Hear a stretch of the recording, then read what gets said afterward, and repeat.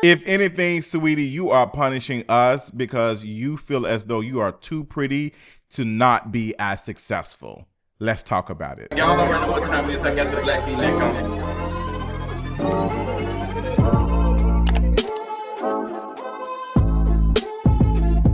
What is going on, you all? Y'all have been asking me to give my thoughts, and I normally don't even say that. I hate saying that. But y'all have been flooding the DMs and the messages about this Saweetie situation. Shout out to the patrons over at Patreon because y'all already know what time it is. I got on the black crop top on. But with that being said, Saweetie did an interview with Hot 97, and she was speaking on her experiences in the industry and how she feels as though she's punished for being pretty. Here is some of the clip. I saw it on TikTok. They were like, they talk about pretty privilege, but they don't talk about pretty punishment. There's been so many times I've just been counted out, and I know that it's behind animosity. I know it's because of a hidden agenda, but it makes me work harder. But this has happened like my whole life. So it's like what I deal with in the industry is just, different face, same case. Oof. I do feel as though Saweetie has dealt with being used for being pretty, and I feel like maybe she doesn't have the right definition to describe what she is or has been experiencing. She is a very desirable light-skinned woman. She has been in relationships with some very well-known people, and we know that men are creeps. Even Rick Ross has talked about wanting to sign female rappers, but wanting to also sleep with them. We remember Lotto speaking on having an experience with a male rapper who wanted to hit and wouldn't give or clear the verse for her because she wasn't interested in that. Like, women experience that throughout. It's not even something that is specific to female rappers. Women experience this in the corporate world. Women experience this even at the gas station. Like, it's not even something that's very specific to just desirable women, because women experience misogyny whether they look like Saweetie or not. And I feel like Saweetie is trying to articulate that, but it's just not. It's not giving. And this clip is just not helping. It's getting a lot of attention. This clip has had more views and more visibility than the entire interview that she did on Hot 97 that only has 20,000 views as of me watching it today. So, yeah. I have talked about Saweetie several times in the past. When I say this, I don't want to rag on Saweetie, but I just don't feel like Saweetie is as talented as she thinks she is. I think for the most part, she fits the aesthetic of what a female rapper is supposed to look like according to the label and what the labels want to push and what the audience want to consume. There's no coincidence that all of the female rappers who are mainstream look somewhat like a Saweetie. Let's be completely honest about it. We don't see a lot of them outside of that, period. And Saweetie speaking on this, it's just taking me back to a person who came in not being able to perform, not really showing us her talent other than just being pretty. I mean, she even led with, "I make pretty bitch music." And yeah, it was working for the moment. You had access. You was able to date one of the Migos or whatever. Like, you was in a relationship with him and you experienced some abuse from this man that we saw video footage of. And if there's anything like that, I just automatically come to my head is that men will take advantage of that and they will use that and then they will discard you when they no longer need it. They would do that. Like, "Oh, you young, pretty, bad, all of that. And spit you out on to the next, because there's always going to be another you. There's always going to be another you, because we're not really seeking you for your talent. Saweetie, you came in the game and you were not able to perform by yourself. Like, you had issues dancing and being able to command the stage. You're supposed to come into the industry with some talent of being able to do these things and getting better. You were not giving on any of these performances. Even there is a video of you, and you have a journalism degree, not being able to read a teleprompter. Like, you're just a pretty girl. And I don't think that's necessarily a bad thing, but I think you are pissed off because you think you deserve these things because of you looking like that. And that's the same with another homegirl that people were pressed that she ain't been able to do much in the US because of that. Like, I am tired of hearing y'all complain about this and trying to make it a reverse colorism thing. I'm gonna give you some leeway because I think y'all don't understand it. But when you go on platforms like this one and it gets all of the attention, then I got to deal with it. Then I got to hear folks talk about, oh, this is reverse colorism. There's no such thing as reverse colorism. There's no such thing as reverse racism. If that was the case, it will cancel each other out. Like it just would. Like we wouldn't even be talking about it. What you're trying to describe is how men treat you, because those are the ones who are in the industry able to make decisions and stop you and play in your face. Now, since we're talking about pretty punishment, did this so-called pretty punishment make it easier for you to have this alleged relationship or whatever with Offset? Because that's been a rumor for the last 2 years. No confirmation has come from it, but people are speculating that Cardi B may have been talking about her in this recent interview with Gayle King, that she was helping other female artists and they were trying to lay up and sleep with her man. Even if that is to be true, Offset was married to Cardi B. That is a Cardi B and an Offset situation. Saweetie just so happened to be the girl that was close. Like, I think it's also kind of a little bit dangerous for Cardi B to say that, because it reinforces this thing like you can't trust women. Not saying that's what Cardi B is saying, but oh, you can't trust these women because they'll sleep with your man. If your man want to cheat, it does not matter. Like, I really am tired of folks making excuses for folks cheating. If your partner wants to cheat, they're going to cheat regardless. Like, just let that go.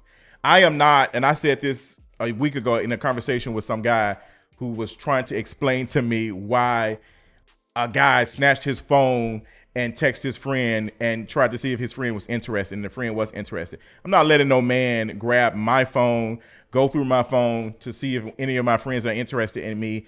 Like, I am not interested in controlling my partner and my partner controlling me. We are all functioning adults, and I'm not interested in working a full-time job trying to keep my partner from cheating. If you have to do that, you have to be careful of the women you're around, because your partner then your partner is trash and you need to be finding another partner, period. Like, if you always worried about that, then you're never going to be happy. Like, you're never going to be happy. If you have to move things to keep stuff from breaking and do this and that, girl, it's a full-time job. I'm not going to be doing that. I'm not interested in doing that. So I know I'm getting off subject, but I'm trying to bring some context to all of this while we're talking about it, because yeah, like Saweetie, she's a chill girl. She's sweet. Like, she's normally not in drama like that. This was probably the closest, but this pretty punishment is goofy behavior.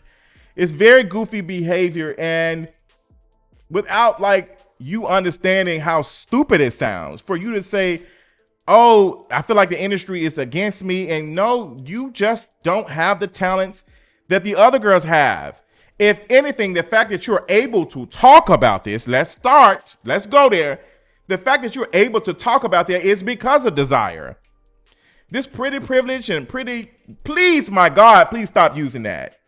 My God, please stop. It's not a privilege. White supremacy is not a privilege. It comes from that too. People saying, oh, white privilege. Is it a privilege to be violent to other people? Like, what are we talking about? We're talking about how desire leads us to these things, how it determines who lives and who doesn't, who receives safety and who does not. In this moment, Saweetie is talking about her experience as a light-skinned woman in the industry, not getting attention, as if we don't see all of the top mainstream artists looking exactly like Saweetie. Like, am I blind? Like, can I not see? Like, what is going on? Like, it's not making sense to me. Like, Saweetie, every other female rapper that is mainstream looks like you.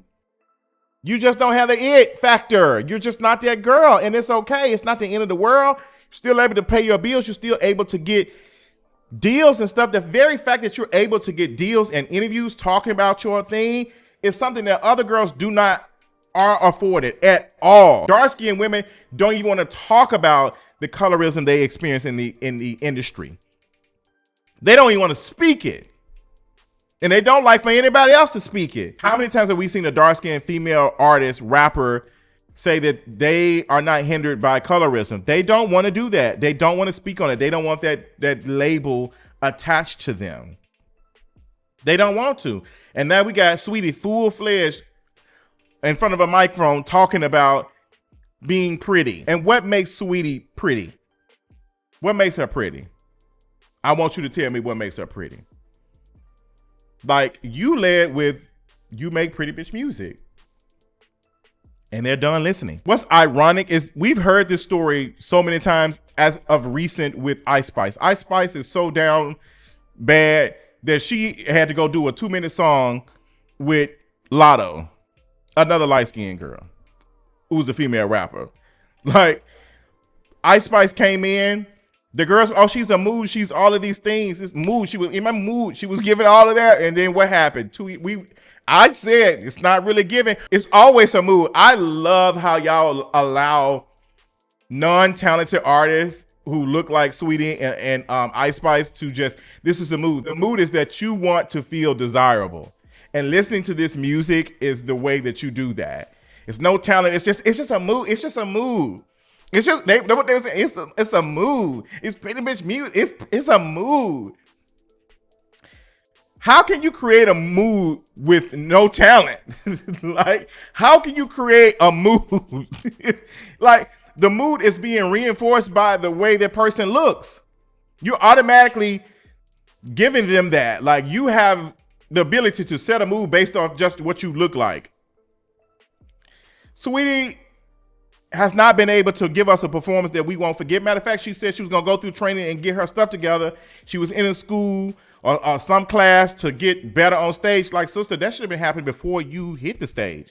What happened when Ice Spice first performed at Rolling Loud? Didn't know what the hell she was doing. Looked like a deer in headlights. Confused.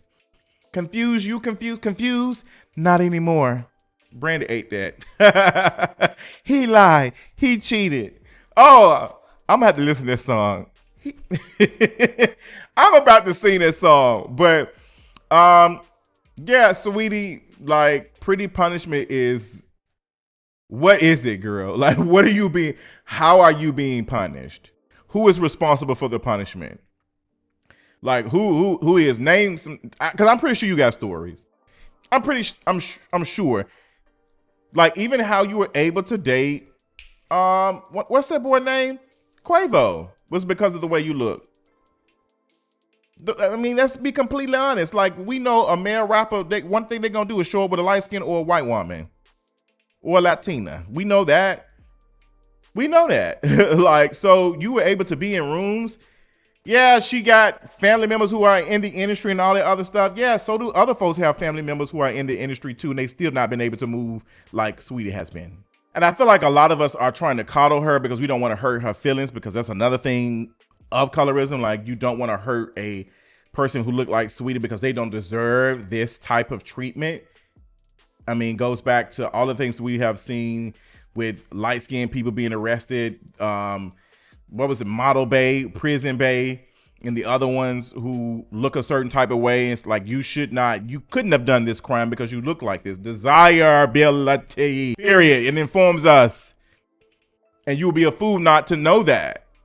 Like, the way we automatically apply innocence, the way we automatically imply that a person should be talented, or a person does have or should be given a chance to be the greatest because of the way they look, and other ways that you can look the complete opposite, and before you even speak, how dare you even try? Like, you must finna really give. We've seen that with the talent shows that used to come on the TV, where a person look a certain type of way, you don't think they can sing, then they start singing, oh my gosh, which tells us people who do not benefit from desired capital have to give more, because desired capital is also linked to white supremacy. If we're talking about what is considered beauty,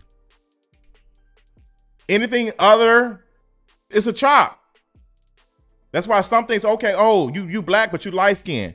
Oh, you're black, but you're not fat. Or you're black, but you don't have a big nose. Or you're black, but you don't have fat lips. So on and so forth.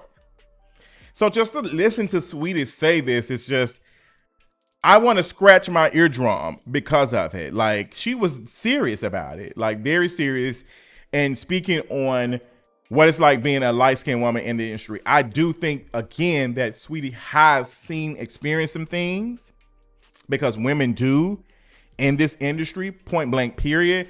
But I don't think it's pretty punishment. I think if anything that Saweetie has experienced, it has been being in the rooms with men who want to use her in any type of way they see fit. And one of her responses to a tweet about her, it was, girl, what are we doing? Like, it's you talking about conspiracy theories on TikTok. I need you to go open some books, like open some books up. I recommend that you go read some books around some of these things. If you need some of them, like I'll send them to you. But sister, it's just not really giving for me. Those are my thoughts, child. Let me tell you this. I'm not interested in debating folks about Saweetie's talent and all the other stuff. Like, the very fact that we're even talking about Saweetie is because of Desire and because she is light-skinned. Y'all feel bad, again, that a light-skinned woman is not getting the numbers that she's supposed to be getting because of what? Saweetie has not shown us that she has any extraordinary talent compared to the other female rappers and other artists we have seen. It's not giving. I'm not telling you to give up, but leave us alone. Put out your music, see if people are listening to it, and move on. Period.